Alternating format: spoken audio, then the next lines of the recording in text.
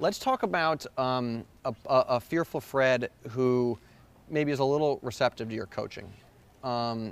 Would you plan ahead and say, I want you to just run to this spot? Yeah. Like almost you're calling a full poach. One of the things I like to do is I'll just tell my partner, just if my serve goes in and it goes where I say it's going to go, run at the net strap. Just go. Yeah. I mean, Bob's the better player. I've seen this time and time again in pro-ams. He's one of the best pro-am guys in the world.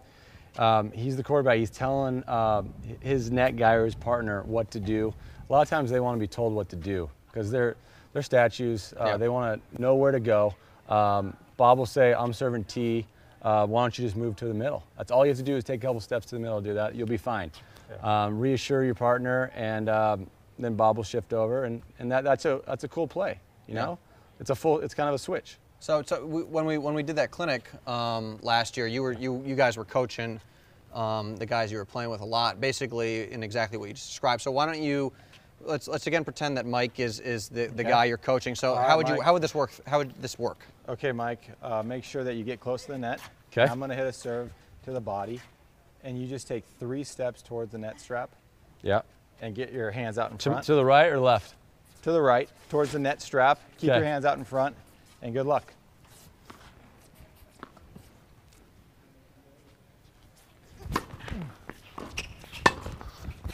Hey, good coaching. And it worked.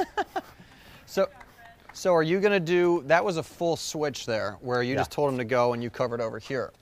But is there ever a situation where you'll just kind of tell him to fill up the middle and you'll still stay on your side and almost give away the alley? Yeah. Yeah, exactly. I mean, if I know he's not a very good volleyer and he's more moving towards the middle, then I kind of come towards the center of the court so I can be ready for either thing. If I know the ball goes by him, I'll be ready for this one if the ball goes down the middle. So it's kind of what we talked about before. He's playing the net. You cut up the court in halves, the net half and the baseline half, and I'm just kind of roaming. Kind of roaming. Safety. Yeah. Got it. So would there ever be a situation, you know, you guys charge the net, but would it ever be a tiered process where maybe, I'm going to say, you know, Mike, you would run at the net strap, I would serve, maybe evaluate, Yeah. and then I might hit an approach. Yeah. I mean, Bob does this really well in these situations. If you serve and volley and you're hitting a low volley, the next ball is going to go at your fearful Fred partner. So sometimes on a second serve, Bob will serve it, wait to see where it goes, and rip a forehand because he's got to be aggressive on the next shot. Yep. Okay, let's see how that works. Okay. So let's just say this is a second serve. You know, sometimes it's hard to control the point when you're hitting low volleys because I'm having to hit back to the guy on the baseline, and then he can expose the weaker player. Sometimes I'll stay in the baseline and take a forehand and expose their weaker player, which is that. All right. Okay, let's see how it works. Yeah.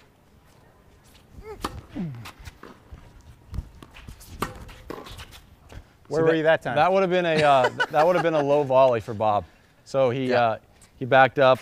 He's got a strong forehand. He knows that, and he waited and then just crushed his aggressive forehand right at the net guy and into the point. Yeah. But if you try to get in too quick and serve and volley, you're going to be hitting up.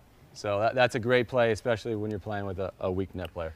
So a couple things went on there. I mean, a lot of people might have a great net player, but they're getting killed on their approach volleys. They're hitting they're digging them off their shoelaces. So then you would say, serve, kind of wait, and then crank it at that dude. Yeah. If you can get it low, he pops something up, and then you go after the next ball. Yeah. I do this more when you have an unbalanced team. Okay. And I don't want this guy to get the ball. Okay. I want to keep controlling the point and hopefully pick on a weak net guy. I'll serve instead of getting a low volley and having to go back deep and giving this guy time to hurt my weaker player, my partner. I'll set up, take a forehand. Instead of hitting a low volley, I'll hit a pretty easy forehand, and I'll hit at the net guy. Just direct all the fire at the net guy. And stay in control. Okay. And at the rec level, you're facing a lot of fearful Freds who will be positioned back like that, and it's just easy pickings. You can stay in control. All right, let's see a couple more. Okay, I'll take it. Thanks, Will. Oh, yeah.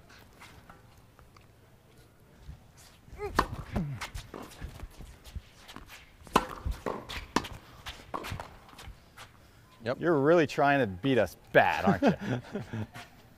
All right, here you go. But that was I mean, not a great volley by the net guy, so even fearful Mike can handle it. Yeah, yeah, Bob hit it so good. The return wasn't great, but had I come in, I might have had to hit that ball back cross court because it was low. So he would have had to control going at my weaker partner, which would have put us in a bad position. So here it is. Here it is again.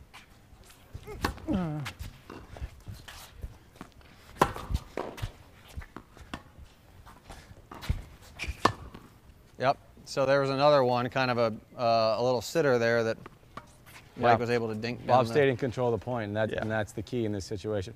You kind of invented this play a few years ago. And that's why you win every Pro-Am, is when you're playing with Fearful Fred, you serve, on a second serve you serve, and you don't get in too tight. You wait for the forehand and stay in control of the point. Yep. Yeah, and then I try to get, like you saw there, I still come forward and I try to get to net because that's where I feel like you know, you're in the best position, and when you have two guys at net. But I didn't do it too soon so that I didn't have to hit a weak volley back to the guy hitting forehands. And if Bob gets in tight and he sees the guy setting up, sometime you'll see him, he'll just poach right in front of Fearful Fred and be looking for the ball.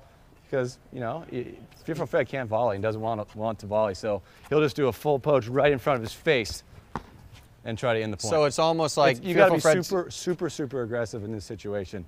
I mean, you don't want to pick a partner that's scared to play at net, but sometimes you end up with them. Sometimes you're playing just a mixer, and you're dealt this card, and you just got to be super aggressive. So you got Fearful Fred chilling here, and you just on that side though, and so you would just keep going. You know where it's going. It's about seeing the ball. You know where it's going. Yeah. Yeah. So you know the ball's coming to the weaker guy. They're not stupid. You know, they want to hit it to a guy that can barely play. So you just imagine the ball's going to be right in front of his chest and get out there and save the day.